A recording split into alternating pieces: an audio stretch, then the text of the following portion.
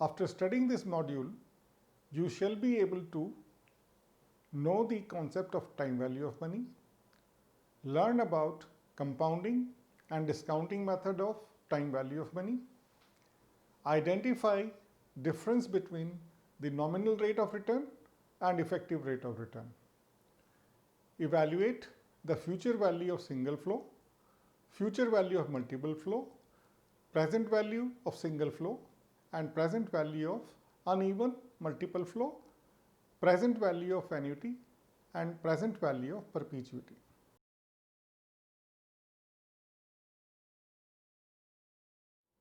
To begin with, it is assumed that when money is invested or received, irrespective of time, the value of money remains same.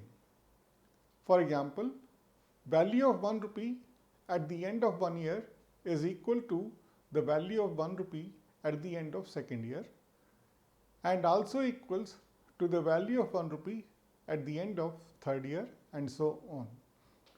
However, this assumption is wrong, as money has time value.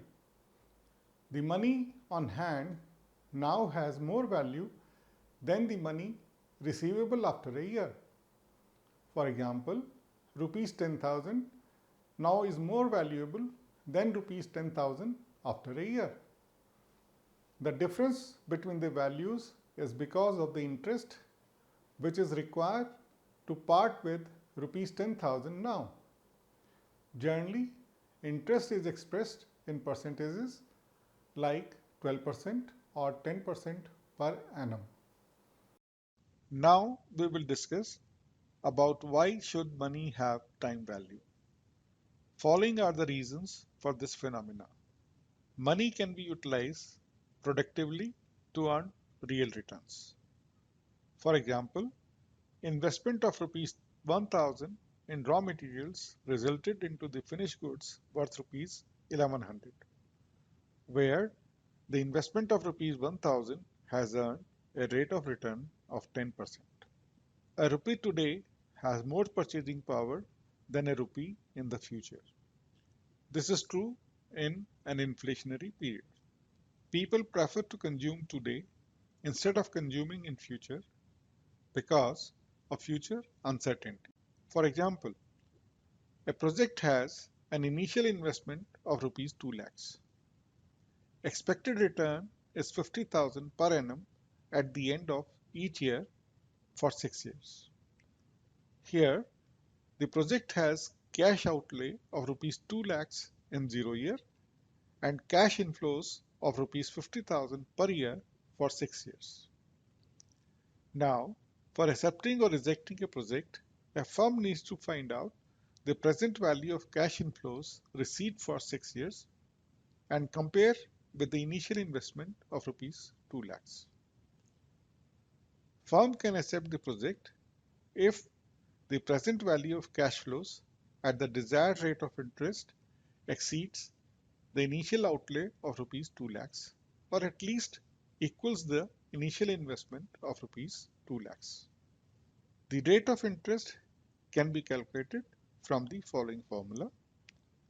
The nominal oblique market rate of interest is equal to real rate of interest plus expected rate of inflation plus risk premium to compensate for uncertainty. The methods of calculating time value of money are compounding method and discounting method. First method we discuss is compounding method. Under this method, we calculate the future value, in short FV, of all cash flows at the end of the period at a particular rate of interest. For example, initial cash outflow is rupees 1000 and yearly cash inflows in the year 1 250, year 2 500, year 3 750, year 4 is 750. Now compare the future value of the immediate cash outlay of 1000 rupees at the end of fourth year with the total sum of the future values of the yearly cash inflows at the end of fourth year. Second method we discuss is discounting method. Under this method, we reckon the value of money now, that is at time 0. Here, we compared the initial cash outflow with the sum of the present value within bracket PV of the future cash inflows at a given rate of interest. Therefore, if we take the above example, which has been explained under compounding method, we need to compare the initial cash outflow of rupees 1000 with the sum of present value of 250 plus present value of 500 plus present value of 750 plus present value of 750. Difference between compounding interest and simple interest. Under compound interest, interest earns interest, but under simple interest scheme, interest does not earn any extra interest. For example, if A has an initial investment of rupees 2000 and there are two methods. One offers a rate of interest 10% compounded annually and other offers a simple rate of interest of 10%. Which one should he opt for? Assuming that he will withdraw the money at the end of 1 year, 2 years and 5 years. Given the initial investment of rupees 2000, the accumulations under the two methods are, now look at the table. First column is end of year 1. Under second column is compounded interest method. Column 3 is simple interest method. At the end of year 1, under compound interest method, 2000 will become 2200. Under simple interest method, it also becomes 2200. At the end of the second year, under compound interest method, 2200 plus 2200 into 0.1 is equal to 2420. While under simple rate of interest, at the end of year, you will get 2200 plus 2000 into 0.1 is equal to 2400. Similarly, you can look at the end of year 3, 4, 5 in the table. From the above table, it is concluded that we get more value for our investment under compound interest scheme rather than under simple interest scheme. Next, we will discuss about the future value of a single flow. Future value of a lump sum amount invested at a point of time can easily be calculated by the above method. However, it becomes difficult to calculate the same for maturity period of 20 or 30 years. Thus, for calculating the future value of a single cash flow compounded annually, following formula can be used. The future value after the year n FVN is equal to PV multiplied by 1 plus K raised to power n, where FVN is future value of the initial flow n years hence, PV is initial cash flow, K is annual rate of interest, and n is the life of investment. 1 plus K raised to power n represents the future value of an initial investment of rupees 1 at the end of 9 years at a rate of interest K referred to as future value interest factor. In short, FVIF. Thus, to calculate the future value of any investment for a given value of K and N, the corresponding value of 1 plus K raised to power N from FVIF table has to be multiplied with the initial investment. Example: the fixed deposit scheme of XYZ Bank offers the following interest rates: period of deposit and rate of interest per annum. 46 days to 179 days, the rate of interest offered is 8%. 180 days to less than 1 year, 8.5%. 1 year and above, 10%. An investment of rupees 1 lakh today will grow in 3 years to FV is equal to PV into 1 plus k raised to power n. Here in this case, PV is 1 lakh. Rate of interest is 10%. So 1 lakh multiplied by 1 plus 0.1 raised to power 3, which comes to 1 lakh multiplied by 1.331, which is equal to 1,33,100. Doubling period. If an investor wants to know about the time period required for the amount invested to be doubled for a given rate of interest, then the following formula has to be used. Doubling period is equal to 0.35 plus 69 divided by interest rate. Example. Below is the calculation of doubling period for two rate of interest. If rate of interest is 5%, then doubling period is 0.35 plus 69 divided by 5, which comes to 14.15 years. If the rate of interest is 10%, the doubling period is 0.35 plus 69 divided by 10 is equal to 7.25 years. Growth rate. The compound growth rate for a given time period can be calculated with the help of future value interest factor table. Example. Determine the compound rate of growth from the following tables. In the row 1, you have years 1, 2, 3, 4, 5, 6. In the second row, you have profits in lakhs 90, 100, 130, 150, 160, 170. Now, there are two steps to calculate the rate of growth for the above table. The ratio of profit for year 6 to year 1 is 170 upon 90 is equal to 1.89. The FVIF table can be referred where we need to find the value which is close to 1.89 for the row for 5 years. The value which is close to 1.89 is 1.842 and the interest rate corresponding to this is 13%. Thus, the growth rate is approximately 13%. Now suppose compounding is done more frequently. For example, deposit amount of rupees 1 lakh in a bank offers 8% rate of interest per annum compounded semi-annually.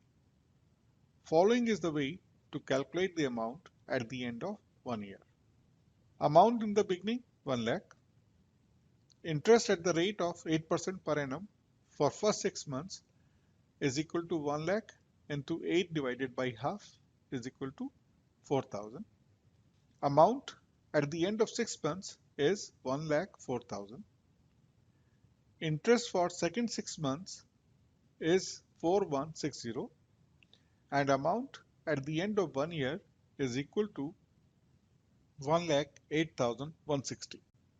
Alternatively, FV is equal to PV into 1 plus K upon M raised to power N into M. FVN is the future value after N years. PV is the cash flow today. K is the nominal interest rate per annum. M is the number of times compounding is done during a year. N is the number of years for which compounding is done. So in our example, future value is equal to 1 lakh multiplied by 1 plus 0.8 divided by 2 raised to power 2, which comes to 1,08,160.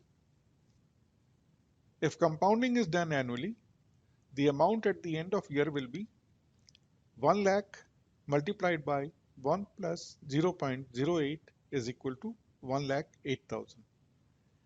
This difference of 160 is because under semi-annual compounding scheme, the interest for the first 6 months is interest in the second 6 months. Effective versus nominal rate of interest. In the above example, the accumulated amount under semi-annual compounding scheme exceeds the accumulated amount under annual compounding scheme by rupees 160. Under the annual compounding scheme, the nominal rate of interest is 8%. However, under the semi-annual compounding scheme, the growth rate of principal amount is 8.16%. This 8.16% is the effective rate of interest per annum under annual compounding. That has the same effect as at the rate of interest under semi-annual compounding scheme.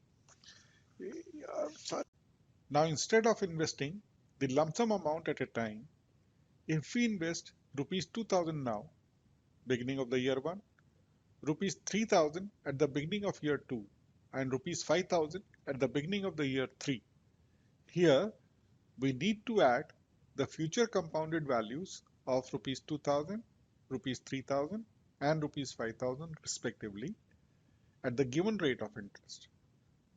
Below is the way to determine the accumulated sum at the end of year 3 at a rate of interest of 10%. Accumulated sum is equal to 2000 multiplied by FVIF 10.3 plus 3000 multiplied by FVIF 10.2 plus 5000 multiplied by FVIF 10.1, which can be simplified to 2000 into 1.331 plus 3000 into 1.210 plus 5000 into 1.100. This is equal to 2662 plus 3630 plus 5500. This will aggregate to 11,792. Future value of annuity. The above calculation becomes difficult when we need to determine the accumulation of multi-flows over a long period of time. In such cases, we can use a shortcut method provided the flows are of equal amounts. The future value of regular annuity for n years at k rate of interest is FVAN is equal to A multiplied by 1 plus k raised to power n minus 1 plus A multiplied by 1 plus k raised to power n minus 2 plus A multiplied by 1 plus k raised to power n minus 3 plus so and so plus A.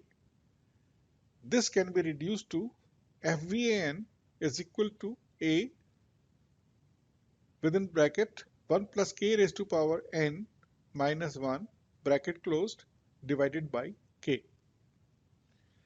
A is the amount deposited at the end of every year for n years. K is the rate of interest. N is the time period. FVAN is the accumulation at the end of n years.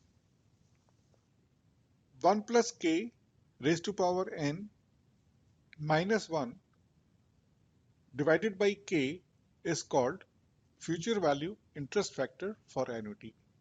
In short, FVIFA. And it says that accumulation of rupee 1 invested at the end of every year for n period of time at the rate of interest k. Thus, we just need to multiply the annuity amount by the appropriate FVIFA values to determine the accumulation. Example: A deposits rupees 2000 per annum at the end of every year as life insurance premium for next 20 years. Calculate the future value of annuity at 10% rate of interest at the end of 20 years. Solution: 2000 multiplied by FVIFA 1020 is equal to 2000 into 57.275, which is equal to 1,14,550. This approach is also known as discounting approach, which is used to determine the present value of a future cash flow. This approach is mostly used to evaluate the financial viability of projects. Below are the formulas to calculate the present value of a future cash flow. PV is equal to FVN divided by FVIF KN.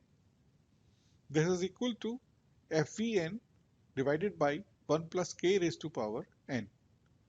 Or we can also write as FVN into PVIF Kn.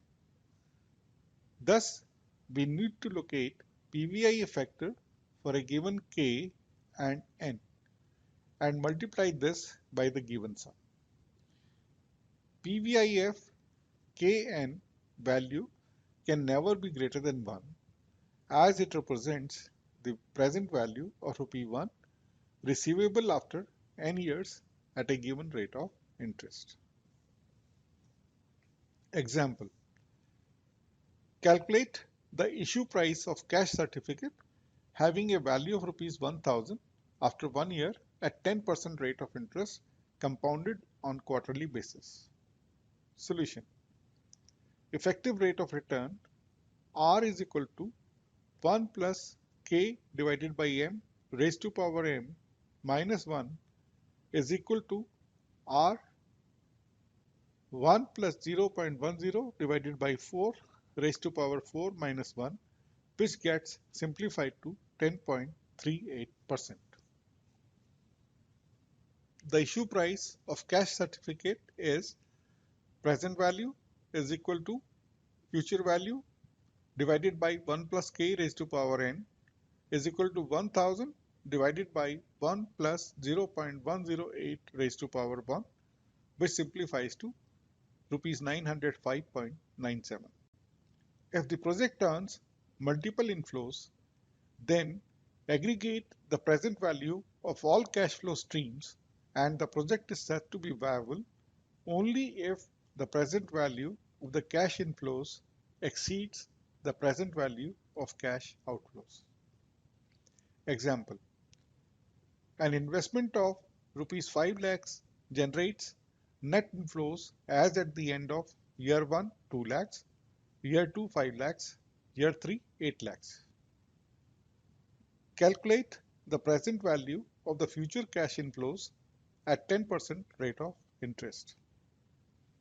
Solution: it is represented in this table where column 1 is showing year, column 2 is cash flows, column 3 is present value in lakhs. 1, 2, 3 is given years, cash flow is 258 and the present value is calculated in the third column 2 into PVIF 10.1 which is equal to 1.818, 5 into PVIF 10.2, 5 into 0.826 is equal to 4.130, 8 into PVIF 10.3 is equal to 8 into 0.751 is equal to 6.008. The total of these three is 11.956. The present value of the investment is rupees 11.956 lakhs, which is more than the present value of cash outflow, which was rupees 5 lakhs. Thus, the project is said to be viable. The present value of an annuity paid receivable at the end of every year for a period of n years at K rate of interest can be calculated by the following formula.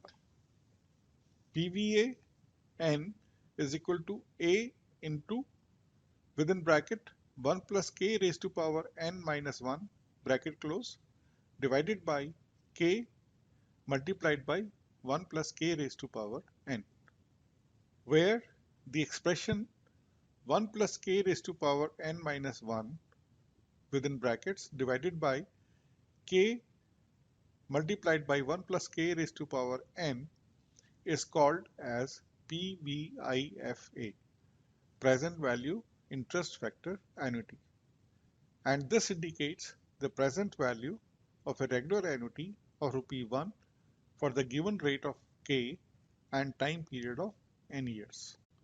Example: